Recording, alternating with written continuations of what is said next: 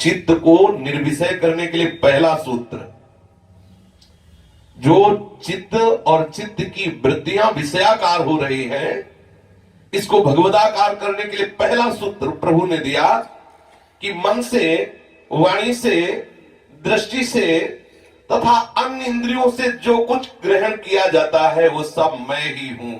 मनसा वचसा दृष्ट्या गृह्यतेऽन्यैरपि इंद्रियैः अहमेव न मत्तोऽन्यदिति बुद्ध्यध्वमंजसा। मेरे से भिन्न कुछ नहीं है। ये सिद्धांत आप समझ लो। जहां मन जा रहा है वो प्रभु ही है। वाणी जो भी बोल रही है प्रभु ही है वाणी के रूप में। दृष्टि जहां भी जा रही है प्रभु ही है। इंद्रियों का जो भी विषय है वो प्रभु ही है। प्रभु के सिवा कुछ न था, न है, न रहेगा। प्रिय पुत्रों, ये चित्त चिंतन करते करते विषयाकार हो गया है। विषय चित्त में प्रविष्ट से हो गए हैं, प्रविष्ट से हो रहे हैं। यद्यपि विषय चित्त में नहीं समाये हुए हैं, चित्त विषय का चिंतन करने के कारण ऐसा भास हो रहा है। विषय और चित्त ये दोनों अपने स्वरूप की उपाधि है, अर्थात ये आत्मा नहीं है। आत्मा का चित्त और विषय के साथ कोई संबंध नहीं है। जो मैं तत्व है इसका चित्त और विषय से कोई संबंध नहीं है। ये बार बार शरीर को मैं मानकर जो विषय भोगा जाता है, बार बार इंद्रिय और मन के साथ तदात्म होकर जो विषय भोग का चिंतन किया जाता है, विषय प्राप्ति का चिंतन किया जाता है, इसी से ये चित्त आसक्त हो गया है विषयों में। ऐसा लगता है कि विषय चित्त में प्रविष्ट हो गए हैं। इन दोनों को बिल्कुल अपने से अलग समझो, क्योंकि जो मैं तत्व है वो मैं ही हूं। समझना बहुत ही सूक्ष्म विषय है। जो जीवात्मा मैं तत्व बोलता, वो मैं श्री कृष्ण है, मैं सिर्फ श्री कृष्ण है। कोई भी कहीं भी बोले मैं, वो श्री कृष्ण है। उस मैं का प्रयोग जब हम असत धारणा से करते हैं तो ये बंधन कारण हो जाता है। नहीं तो मैं, प्रभु बोल रहे हैं मैं ही मैं। जो मैं है वो शुद्ध सच्चिदानंद है। उस मैं को भेद युक्त करके, उस मैं को वासना युक्त करके हम नाना प्रकार के क्लेश को प्राप्त हो रहे हैं। वो मेरे वास्तविक स्वरूप को समझ करके इस चित्त और चित्त के चिंतन करने वाले वृत्ति और विषय इनका त्याग कर दे। देखो, जैसे जागृत, स्वप्न और सुषुप्ति, ये तीनों अवस्थाएं गुणों के कारण होती हैं और बुद्धि की वृत्ति में होती हैं। ये कभी स्वरूप में नहीं होती। आत्मा की न जागृत अवस्था है, न स्वप्न अवस्था है, न सुषुप्ति अवस्था है। न सतोगुण का प्रभाव आत्मा पे है, न रजोगुण का प्रभाव है, न तमोगुण का है। जो मैं है, मैं, इस पर इनका कोई प्रभाव नहीं है। इस मैं को तदात्म कर लिया है अंतःकरण से, इसीलिए प्रभाव पड़ रहा है। क्योंकि बुद्धि पर प्रभाव त्रिगुण का पड़ रहा है, भोगों का संकल्प विकल्प मन कर रहा है। क्या कभी ऐसा आप निर्णय करते हैं कि मेरा मन भोगों का संकल्प कर रहा है? ऐसा नहीं करते। जब भोगों का संकल्प होता तो मैं संकल्प कर रहा हूं। आप देखना, ये सूक्ष्मता की बात है। जहां आप भोगों का संकल्प कर रहे होंगे तो वहां आप होंगे। अगर मन भोगों का संकल्प कर रहा हो, आप दृष्टा है, तो आपका कुछ बिगड़ ही नहीं सकता। ये सूक्ष्मता की बात है, परमार्थ की सूक्ष्मता की बात है। ये इतना चतुर मन है कि ये जब राग द्वेष से युक्त होता है, किसी भी विषय में अनुकूल प्रतिकूल भावना करता है, तो अकेले नहीं करता, आपको तदात्म करके करता है। उस समय मैं मन होता हूं, उस समय मैं मन के साथ तदात्म होता हूं। इसीलिए हमारी सदगति और दुर्गति का हेतु ये बनता है, इसीलिए हमारे सुख और दुख का हेतु बनता है, इसीलिए लाभ और हानि का हेतु बनता है, जन्म और मृत्यु का हेतु बनता है।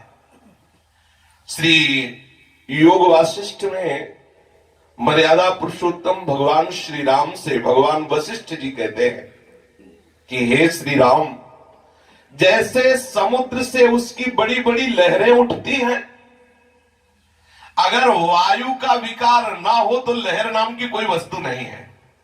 बहुत ये बार बार इसलिए करें कि अगर आप एकाग्र रहेंगे तो आप इस बात को समझेंगे। थोड़ा सा आप बहिर्मुख हो जाएंगे तो ये बात ऊपर से निकल जाएगी और बड़ी करुणा होती प्रभु की, तब ऐसी बातें हमें सुनने को मिलती हैं। जैसे सागर से बड़ी बड़ी तरंगे उठती हैं, सागर और तरंग में कोई भेद नहीं है, ऐसे ही परब्रह्म सच्चिदानंद में ये चित्त रूपी तरंग प्रकट हुई है। चित्त समुद्र नहीं है, चित्त उस सच्चिदानंद की तरंग है। और तरंग नाम तभी होता है समुद्र का जब वो वायु विकार से ग्रसित हो जाता है। ये चित्त नाम तभी बंधन कारक होता है जब ये विषय से फंस जाता है, विषय विकार से युक्त हो जाता है।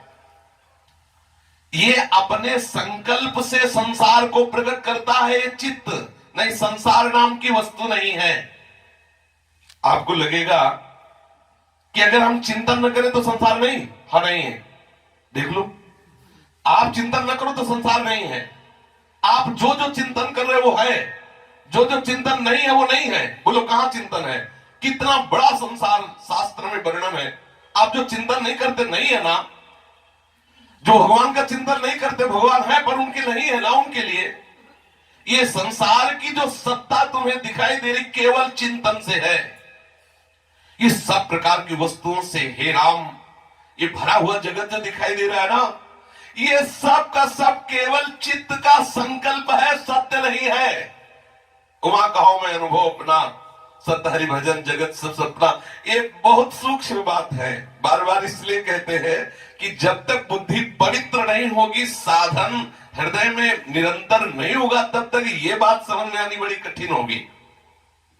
जैसे छोटा सा बच्चा घरौंदे बनाता है, खिलौने बनाता है, खेलता है और फिर वो उसी में दुख सुख का अनुभव करता है, हार जीत का अनुभव करता है। ठीक ऐसे ही ये जो चित्त है ये संकल्प बनाता है, ये मन जो है ये संसार की रचना करता है, उसमें अनुकूलता प्रतिकूलता का भाव कर बैठता है, उसमें अपने पराये का भाव कर बैठता है, उसमें सुख दुख का भाव कर, इसीलिए वो जन्म मृत्यु का हेतु हो जाता है, जबकि वो अजन्मा है। जो मैं है वो अजन्मा है, पर इस मन के साथ तदात्म होने के कारण, मन क्या है? जैसे समुद्र तरंग, वायु विकार होने से समुद्र तरंग हो गया। ऐसे सच्चिदानंद ने जब विषय चिंतन करने की वृत्ति की तभी चित्त का प्रादुर्भाव हुआ। वायु हिली तभी तरंग बना, विषय चिंतन हुआ तभी, नहीं तो विषय चिंतन खत्म तो चित्त नाम की सत्ता ही नहीं, एकमात्र स्वरूप ही स्वरूप है, अंतःकरण लय हो जाता है। जैसे ऋतुओं का निर्माण करने वाला काल समय विभिन्न ऋतुओं को प्रकाशित कर देता है और उनका प्रभाव वृक्षों पर दिखाई देने लगता है, इसी प्रकार चित्त जैसे जैसे संकल्प करता वैसे वैसे सामने सृष्टि बदलती जाती है, वैसा वैसा दृश्य बदल। सच्ची बात बिल्कुल ऐसा ही है। यदि आपकी प्रिया प्रीतममयी अंदर से वृत्ति हो गई तो आपको वृंदावन प्रिया प्रीतममय दिखाई देने लगेगा। देखो ना, जित देखो तित श्याममयी, जड़ चेतन जग जीव जित सकल राम में जान, सर्वम खलिमिदं ब्रह्म। ये वृत्ति बदल गई ना अंदर की, तो बाहर का दृश्य उन्हें ब्रह्म दिखाई दे रहा है, उन्हें राम दिखाई दे रहा है, उन्हें श्याम दिखाई दे रहा है, हमें काम दिखाई दे रहा है, हमें राग द्वेष दिखाई दे रहा है, हमें नानात्व दिखाई दे रहा है। अंदर की वृत्ति ही हमको बाहर दर्शन कराती है, और जब वृत्ति ही खत्म हो गई तो सब खत्म हो गया, केवल ब्रह्म बचा। जैसे सब भगवान है तो ये सब तब तक जब तक वृत्ति है, और वृत्ति गई तो केवल भगवान है, बस आगे नहीं, आगे नहीं, पीछे नहीं, केवल प्रभु है। ये मन ये जो संकल्प कर रहा है, इसी के संकल्प से व्यामोह, संभ्रम, अनर्थ, देश काल, गमन आगमन, जन्म मृत्यु, ये सब इसी मन से हो रहे हैं। जैसे जल ही समुद्र है, उष्णता ही अग्नि है, उसी प्रकार चित्त ही तुम्हारा बंधन है, चित्त ही मोक्ष है, चित्त ही संसार है। ये चित्त ही संसार की रचना कर रहा है। कर्ता कर्म और करण के साथ जो दृष्टा दर्शन और दृश्य से संपन्न हुआ संसार है, ये सब के सब तुम्हारे अंतःकरण का संकल्प विकल्प है। जैसे सुवर्ण तत्व की परीक्षा करने वाला पुरुष बाजूबंद, मुकुट, कड़ा, हार आदि आकारों से सुशोभित उसके विविध रूपों को नहीं देखता, वो केवल ये देखता है कि स्वर्ण है कितने ग्राम है। कहते हैं कि गणेश जी का उपासक, उसको कुछ अर्थ की जरूरत थी तो गणेश जी को स्वर्णकार के यहां बेचने के लिए गया, तो चूहे की वजन थोड़ा ज्यादा था। चूहे का जब तोला तो चूहे का वजन ज्यादा था और गणेश जी का कम था, तो उनका गणेश जी के कम दाम बताया कि इतने रुपए, चूहे के अधिक बताया। बोले ऐसा कि गणेश जी तो भगवान है, भगवान के दाम ज्यादा होने चाहिए, चूहे के कम होने चाहिए। बोले तुम्हारी दृष्टि में, मेरी दृष्टि में सिर्फ सोना है, सिर्फ सोना, वो चूहे में ज्यादा, इसलिए चूहे के दाम ज्यादा होंगे। जो स्वर्णकार है वो बाहरी रूप नहीं देखता, केवल धातु देखता है, स्वर्ण केवल धातु देखता है। उसी प्रकार जो विवेकी पुरुष है, जो साधक है, वो अनंत भुवनों में ये नानात्व ना देख करके केवल तत्व देखता है कि केवल मेरा प्रीतम ही है, दूसरा नहीं। बाजूबंद है, हार है, नूपुर है, ये तुम देखो, लेकिन स्वर्णकार केवल देखेगा कि इसमें सोना कितना है, बस वो ये देखेगा, वो स्वर्ण की पर दृष्टि रखेगा। ऐसे ही जो विषयी प्रपंची जीव है वो देखता है कि अच्छा है, ये बुरा है, ये स्त्री है, ये पुरुष है, ये उत्तम है, ये अधम है। लेकिन साधक जो विवेकवान वो क्या देखता है? विद्या विनय संपन्ने ब्राह्मणे गविहस्तनी सोनी चय सुपाके चा पंडिता सम दर्शिना, वो सब में एक ही परम तत्व को देखता है, वो तत्वदर्शी होता है, वो तत्व दर्शन करता है। संकल्प विकल्प यदि बंद हो जाए तो संसार नाम की वस्तु नहीं है। इस संकल्प विकल्प से ही संसार का प्रादुर्भाव है। ये सारा जगत भगवत स्वरूप तुम्हें तभी दिखाई देगा जब तुम्हारा चित्त प्रभु के सिवा और कुछ चिंतन ही न करे। मुरारी पादार्पित चित्त वृत्ति, विश्वास करो तुम्हें और कुछ दृष्टिगोचर होगा ही नहीं।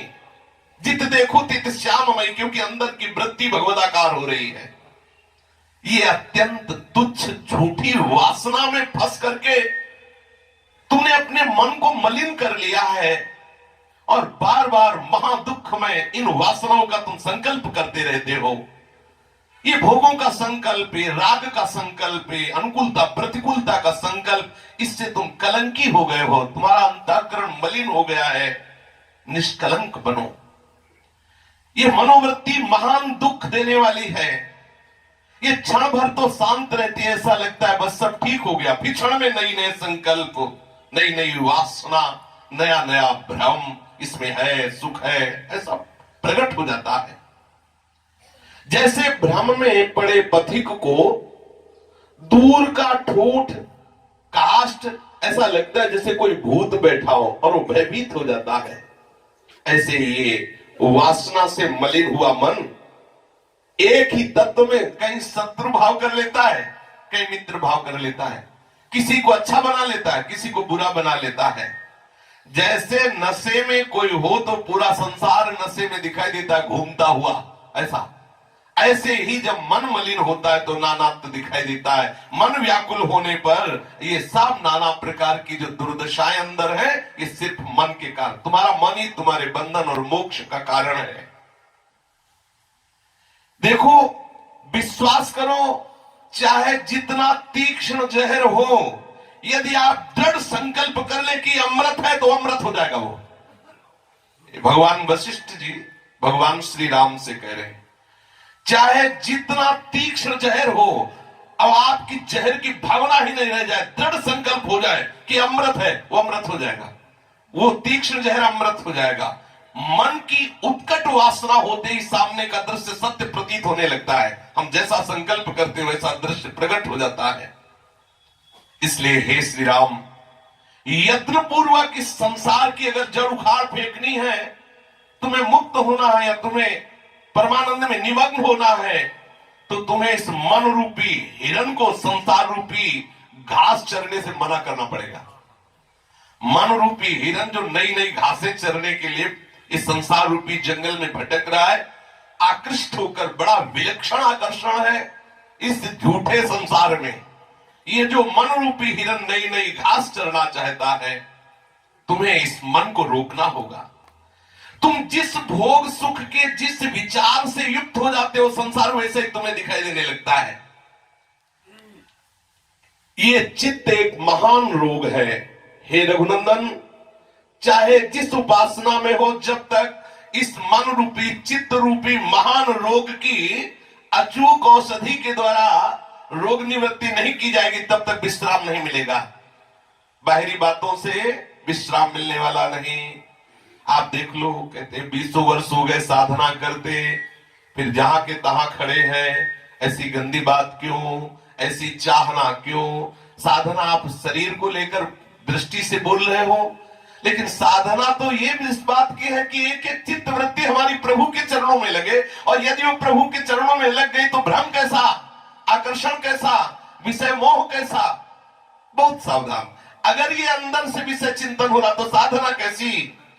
क्या बाहर से बहुत मेहनत करना साधना है क्या? ऐसे तो बहुत वो जो कुछ रुपए में 8 घंटे सेवा करते हैं लेबर, वो उनकी साधना है। 8 घंटे बहुत मेहनत करते हैं। क्या मेहनत ही साधना है क्या? साधना का मतलब है साधना, कोई चाह ना रह जाए। साध माने होता चाह, साधना। अब तुम्हें हर क्षण यही अपने जीवन के अंतःकरण में देखना कि कोई चाह ना रह जाए, क्योंकि मुझे वास्तविक कुछ नहीं चाहिए, नहीं चाहिए। ये बंधन और मोक्ष मन को है। हमने मन में अपना तदात्म कर लिया, बस यही सारी बात है। हमारा सहज स्वरूप भगवदानंद है। हम प्रभु के सहज हैं, अपने हैं। भूल गए शरीर संसार से इतना अपनापन कर लिया। अब मन जो बोलता है वही मैं मानता हूं अपना। मन जैसा हमें दिखाता वैसा मैं देख रहा हूं। कितना बंध गया हूं। हे रघुनंदन, ये चित्त एक महान रोग है। इसकी चिकित्सा के लिए एक बहुत बड़ी औषधि है, जो अभीष्ट साधक निश्चित रूप से लाभ पहुंचाने वाली परम स्वादिष्ट और अपने ही अधीन उसे बताता हूं। सुनो, ये राग के विषयभूत बाह्य विषयों का जो चिंतन है ना, ये भगवत चिंतन रूपी महा औषधि से इसको नष्ट कर दो, तुम शीघ्र ही विजय प्राप्त कर लोगे। सीधी बात है, बहुत सुलझ के अंदर की बात है। अगर वास्तविक भगवत आनंद प्राप्त करना चाहते हो तो इस सूत्र को बहुत जल्दी अपने हृदय में धारण करो। प्राय सत्संग में यही बात कहा करते हैं। बाहरी हाथ में माला चल रहा है, बाहरी चंवर चल रहा है ठाकुर जी के ऊपर, बाहरी ये सब चेष्टाएं हो रही, और अंदर से चिंतन विषय को हो रहा, तो आपको भगवदानंद की अनुभूति नहीं होगी। ये चित्त एक महान रोग है, और इसकी सुंदर मैं चिकित्सा बताता हूं। हे रघुनंदन, ये विषयभूत बाह्य विषयों के चिंतन का परित्याग करके आंतरिक भगवत चिंतन में डूबो, आप शीघ्र विजय प्राप्त कर लोगे। शुभ शुभ दुर्ग विध्वंसी बल, तब जयति जयति जग उच्चरे। जो तुम्हारी चाह है विषयों की, उस विषय का तुम यदि चिंतन त्याग दो तो अभी स्वस्थ हो, अभी तुम अपने स्वरूप में हो। केवल विषय आकर्षण ही तुम्हें भ्रष्ट किए है। केवल विषय चिंतन ही तुम्हारे शरीर को अहमता में परिवर्तित किए। ऐसा लगता है आत्मा शरीर है, शरीर ही आत्मा है। अपने आप को शरीर मान लिया, शरीर को अपना आपा मान लिया। ये बहुत बड़ा भ्रम केवल विषय सेवन के कारण है। केवल जिस दिन विषय सेवन से निवृत्ति हो जाएगी, उसी दिन ऐसे शरीर दूर दिखाई देगा जैसे आपका शरीर दिखाई देता, ऐसे अपने से बिल्कुल अलग दिखाई देगा। अपने मन को तुम उसी प्रकार जीत लो जैसे मजबूत दांतों वाला हाथी कमजोर हाथी को दबा लेता है। परमात्मा का, प्रभु का निरंतर चिंतन करने से तुम बहुत बलवान बन जाओगे। ध्यान दीजिए, प्रभु का निरंतर चिंतन करने से तुम बहुत बलवान बन जाओगे, और यत्न पूर्वक राग में चपलता प्रकट करने वाले इस मन को आप अपने अधीन कर लोगे। आपके पास बल है भगवत चिंतन, और उस बल से जो विषय चिंतन, विषय राग से, विषय भोगों के लिए मचलने वाला मन है, इस पर आप शासन कर लेंगे, इसे आप रोक लेंगे। यही साधना है, इसी से हमें भगवत प्राप्ति होती है। किसी भी संप्रदाय के किसी भी संत की बात देख लो, और आप सच्ची मानिए, चाहे 60 वर्ष हो गए हो, चाहे 60,000 वर्ष हो गए हो, कोई फर्क नहीं पड़ता मनीराम को बाहरी तुम्हारी चेष्टाओं से। चाहे 16 तिलक लगाओ, चाहे 32 तिलक लगाओ, इनको अंदर से कोई फर्क नहीं पड़ता। अगर आप अंदर से भगवत चिंतन नहीं करते हैं तो बाहर ये सब पाखंड हो जाएगा। बिन विवेक वैराग्य भक्ति बिन सत्य नय को मानो, भगवत विमुख कपट चतुराई सो पाखंड नहीं जानो। द्वादश तिलक लगाना, कंठी धारण करना, भगवान नाम उच्चारण करना बहुत महामहिमामय भागवतिक स्वरूप है। यदि अंदर का विषय चिंतन हमारा बराबर बनता रहा तो यही गाली दिलाओगे आप इसी आचार्य परंपरा को। देखो तिलक धारण किए हैं, देखो कंठी धारण किए हैं, क्या देखो कैसे आचरण कर रहा है। सुलझने की बात है। अगर विषय चिंतन मन करता रहा तो तुम कितनी देर तिलक लगा के बच सकते हो? कितनी देर तुम? फिर तुमको वहीं जाना पड़ेगा, जो चिंतन कर रहे हो वही करना पड़ेगा। ये हृदय की बात कह रहे हैं, बाहरी बात नहीं। किसी की इसमें सफाई की जरूरत नहीं, जो हृदय में होता है वो हम बोल रहे हैं। ये चंदन ये तिलक उस समय ध्यान ही नहीं रहता। जिस समय विषय चिंतन होता है, विषय आकर्षण होता है, चंदन तिलक चला जाता है। बाद में ध्यान आता है हम चंदन लगाए, बाद में ध्यान आता है हम तो कंठी पहने, हम तो बाबा जी, हमें ऐसा नहीं करना चाहिए। जिस समय विषय चिंतन होता है, विषय में तदात्म भाव होता है, संयोग बन जाता है, साधक भ्रष्ट हो जाता है। हमारी सबसे पहली धरा होनी चाहिए विषय चिंतन ही ना बनने पावे, इसके लिए प्रयासरत रहना है। अगर विषय चिंतन बन रहा है और बाहरी हमारी सब भागवती क्रिया और परमानंद की अनुभूति नहीं होगी, लौटो। गीता में भगवान ने बहुत जोर से केवल इस बात पर जोर दिया है, बोले अभ्यास योगी युक्तिं चेतसा नान्य गामिना तो पुरुषम शाश्वतम दिव्यम याति पार्थानुचिंतयेत। बोलिए इसमें का कौन सी बात भगवान ने ऐसी कही है जो बाहरी हो? अभ्यास योग युक्त चेतसा नान्य गामिना, चित्त आपका और कहीं न जाए ऐसा आपको अभ्यास करना है। कितनी जगह जब अपनापन से बात करते हैं, बोले अनन्यस चिंत्यन्तो माम, केवल मेरा चिंतन करो। चिंतन चिंतन अनन्य चेता सततम, मेरा अनन्य चिंतन करो, मेरा। क्योंकि बात चिंतन से बननी है। हमारे ब्रजमंडल में सबसे महान भक्तों में श्रेष्ठ गोपीजन मुरारी पादार विचित्र वृत्ति श्री अम्बरीश जी, सावई मना कृष्ण पदार विंदयो। आप जरा झांक के देखिए कि हम जिनका यश गाते हैं वो किस कारण से, उनका चित्त प्रभु में लगा हुआ है। हमारी साधना, हमारी उपासना का स्वरूप होना चाहिए हमारा चित्त की गति प्रभु की तरफ हो, तेल धारावर अखंड भजन। ये मिथ्या वस्तु, अनात्म वस्तु, जगत की भोग सामग्री, जगत की मान प्रतिष्ठा, इसका चिंतन बनता रहेगा तो आत्म तत्व का बोध नहीं होगा, भगवत चिंतन नहीं हो पाएगा। सावधान। जैसे बालक को प्यार और भय दोनों से अपने अधीन किया जाता है। बच्चा है, कोई गलत काम करने जा रहा है तो उसे भय भी दिखाया जाता है और प्यार भी किया जाता है, दुलार किया जाता है। देखो तुम्हें टॉफी देंगे, तुम्हें ऐसा करें, तुम्हें वहां नहीं और जाओगे तो थप्पड़ भी मारेंगे। दोनों चीजें ये श्री वशिष्ठ जी भगवान श्री राम से कह रहे हैं, निमित्त बना करके अपने लोगों को। इसी तरह इस मन रूपी बालक को प्यार और भय से परमात्मा चिंतन में लगाओ। देखो तुम्हें बहुत आनंद की अनुभूति होगी। अगर शब्द स्पर्श रूप रस गंध चाहिए तो मेरे प्रभु के श्रीमुख से जो वचन निकलते, क्या उससे भी बड़ा कोई शब्द होगा? जब हमारे प्रियालाल गाते हैं, क्या उससे बढ़कर कोई गाने वाला होगा क्या? और रूप, अरे करोड़ों काम मूर्छित हो जाते हैं। ऐसे लाल जो जिनको देख करके बेसुध हो जाते हैं, ऐसी प्रिया जो ये मन राजी हो जाए यार। काहे को संसार के नश्वर रूपों में फंस रहा है। और रस सोचो, प्रियालाल के ही एक अंश से समस्त रसों की सृष्टि हुई है। ऐसे रस समुद्र श्री लाल जो सार रूप रस का लाडली रूप, और इनके अधरों का वो उच्छिष्टामृत, इनका पाया हुआ वो प्रसाद, अरे रसेंदी कृतकृत्य हो जाएगी। तू अगर पाना ही चाहती है तो प्रियालाल के उच्छिष्ट पाने की आकांक्षा कर। स्वाद लेना चाहती तो प्रियालाल के नाम का स्वाद ले। समीपता चाहती थी, इतने बड़े हैं कि जितने भी बड़े हैं वो इन्हीं से बड़े हुए हैं। हम प्रियालाल के समीप चलने की बात सोचे तो मन को फुसला के और भय से देख, अगर इस कार्य को करें तो घोर नरकों को प्राप्त होगा, संसार में निंदा होगी, नाना प्रकार के रोग और त्रास और दंड मिलेंगे। जैसे भी जहां अवसर, विवेकवान साधक को चाहिए कि अवसर देके कि समय मन को हमको कैसे अधीन करना है, प्यार से, दुलार से, कभी खवा पिला के तो कभी उपवास करवा के। दोनों बातें हैं। कभी वो बहुत हट कर रहा है और सात्विक वृत्ति की बात है तो हम उसे खवा पिला भी देते हैं, प्रिया जी को भोग लगा के। और यदि अकाल दिखाई दे रहा है कि ये तो बहुत उद्दंडता कर रहा है, तो 3-4 दिन के लिए उपवास कर लेते, अपने आप ठीक हो जाएगा।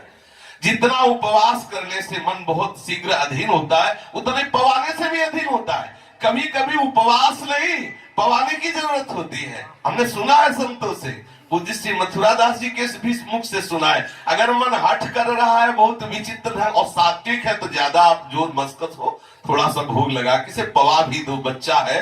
और अगर वो दंडता कर रहा है तो फिर उपवास में ले आओ, फिर 3-4 दिन सूख ले तो अपने आप ठीक हो जाएगा। दंड और प्यार, भय और प्यार दोनों से मन को भगवत चिंतन में लगाने की चेष्टा करें।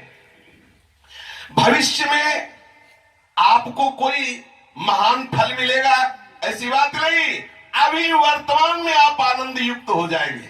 ध्यान दीजिए, यदि आपने अपने मन को प्रभु के चिंतन में लगा दिया तो वर्तमान में आप आनंद से युक्त हो जाएंगे। बोले कर तो रहे 10 साल से भजन, ये भजन की बाहरी चेष्टा कर रहे हो लेकिन अंदर चिंतन विषय का कर रहे हो, इसीलिए परमानंद की अनुभूति नहीं हो रही। यदि तुम अंदर चिंतन करने लगो तो फिर ये जो क्लेश है, अशांति, वो चिंतन के कारण ही तो था।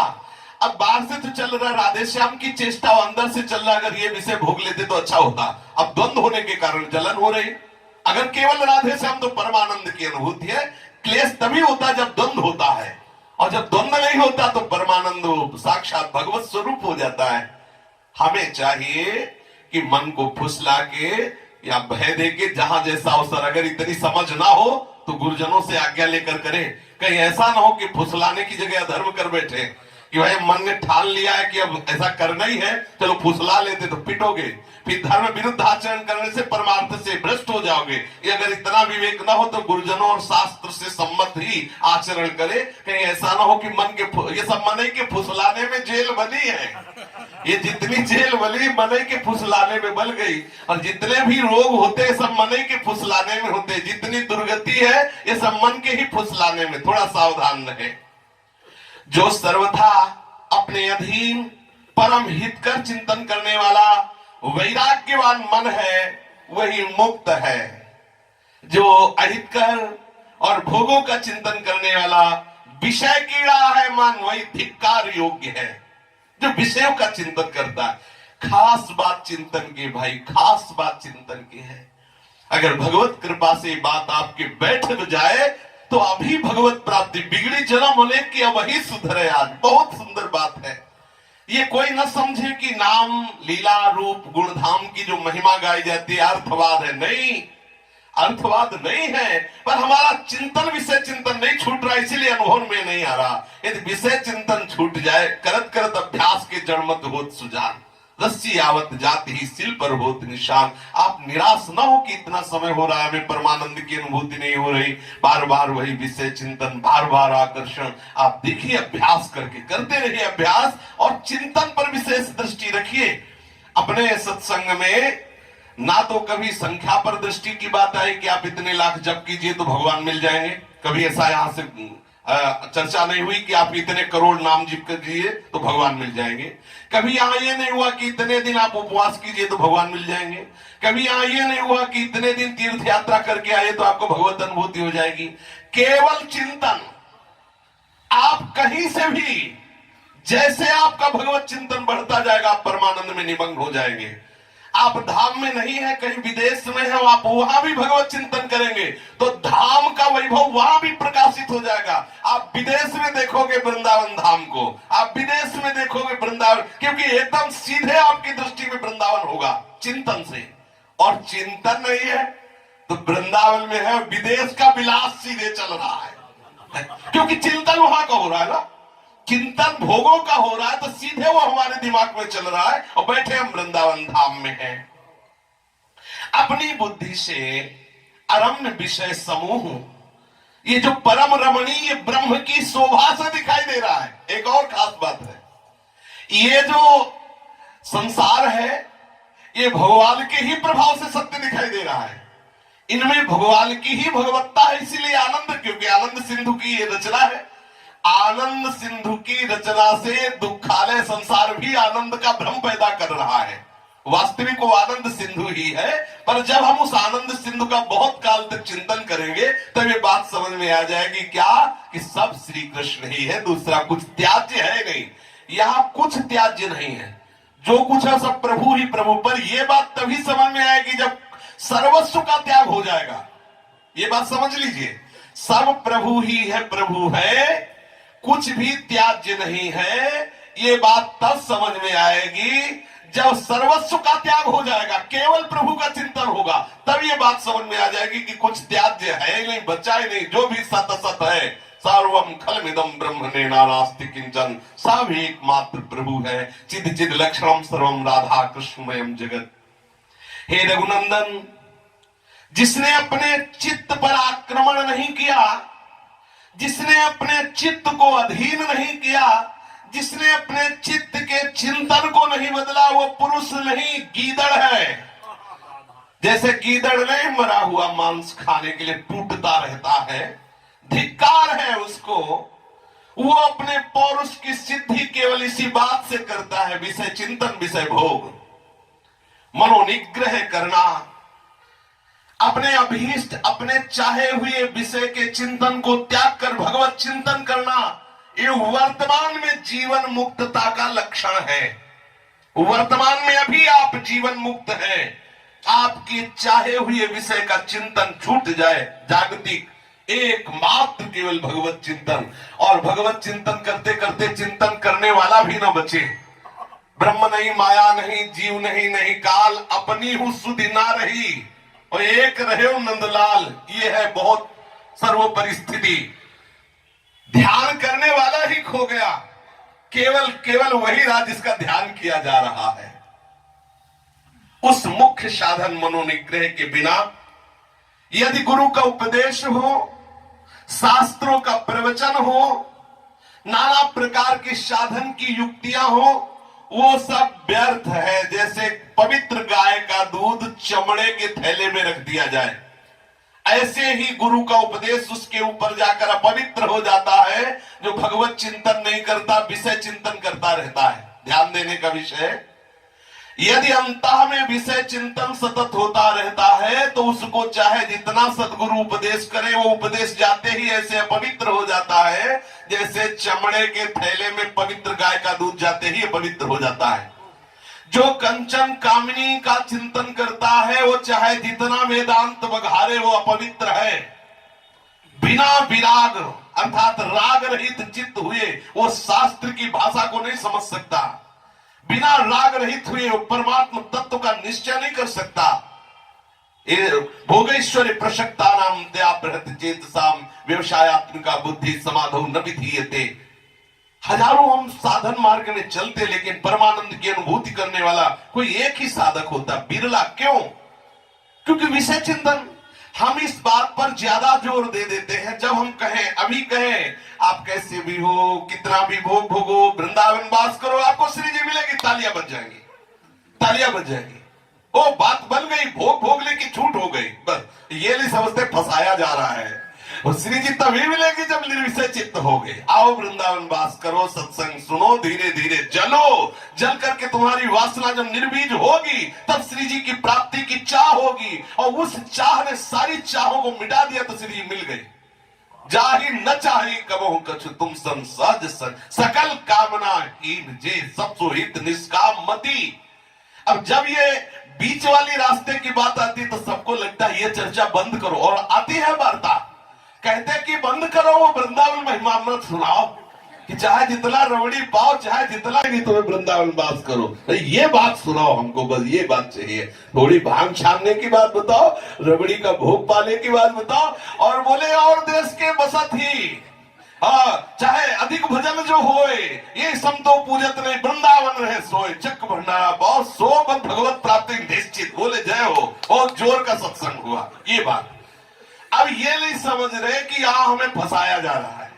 मनीराम को फुसला के जगत के व्यवहार से परमार्थ में लाने के लिए बात कही जा रही है।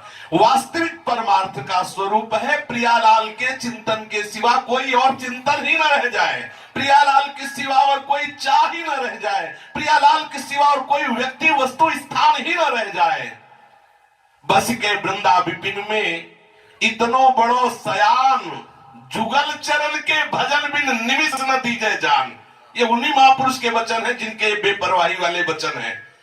वो बेपरवाही की बात कह के आपको बुलाते हैं और आपको इस स्थिति में निमग्न करना चाहते हैं कि बस के वृंदा विपिन में इतनो बड़ो सयान, क्या बोले, जुगल चरण के भजन बिन निमिष न दीजेगा। एक पलक झपकने के लिए भी आप प्रिया प्रीतम को ना भूले, ऐसी आपकी स्थिति आनी चाहिए। ये जो हमारा चित्त बार बार विषयों का चिंतन करता है और चिंतन करते ही ये संकल्प भी करने लगता है कि ये भोग मिल जाए और इसको मैं ऐसे भोगूं, अब इस नवीन तरीके से भोगूं। इसकी बड़ी चाल है आंतरिक। ये जिस विषय को जिस वृत्ति से एक बार भोगता है, दोबारा दूसरी वृत्ति से भोगना चाहता है। आज ऐसे हलवा बना तो अगली बार जो बनेगा उसमें थोड़ा बेसन मिलाया जाए, थोड़ा सूजी मिलाया, थोड़ा इलायची पीस के, थोड़ा ऐसे और फिर थोड़ा कड़क होना चाहिए, और कहीं दूध के छींटा पड़े हो उसमें, फिर क्या कहना। मतलब वो हर प्रक्रिया से विषय का, अब उसमें स्वाद नहीं है तो और सुन। ऐसे ही हर व्यक्ति, हर वस्तु, हर स्थान का ये भोग का चिंतन करता रहता है। सावधान साधक ये है उसका चिंतन ही न बनने पाए। यदि बन गया है तो श्री जी से जोड़ दो, तत्काल श्री जी से जोड़ दो। ओ अच्छा, आज श्री जी की ऐसी इच्छा थी कि ऐसा हलवा पाया जाए, तो आपका चूंकि श्री जी से जुड़ाना, तो अब वो आपको बांध नहीं पाएगा।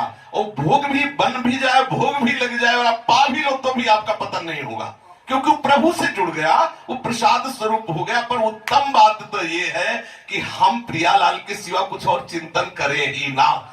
अगर स्वाभाविक प्रियालाल के चिंतन में ऐसा आता है तो हम मान लेते हैं कि प्रियालाल की आज ऐसी इच्छा थी ऐसा भोग पाने की। इसलिए संकल्पों का परित्याग किए बिना कोई उत्तम साधक नहीं हो सकता। सिद्धांत समझ लीजिए। जब साधक सर्वव्यापी शांत स्वरूप प्रभु को सर्वत्र देखता है तो उनकी प्राप्ति के सिवा संकल्प ही क्या। जब सर्वत्र प्रभु ही है और मुझे प्रभु चाहिए, तो फिर मुझे प्रभु का ही संकल्प करना चाहिए कि मेरा इस जीवन में भगवत साक्षात्कार की योग्यता आ जाए, भगवत साक्षात्कार हो जाए, यही चाहिए।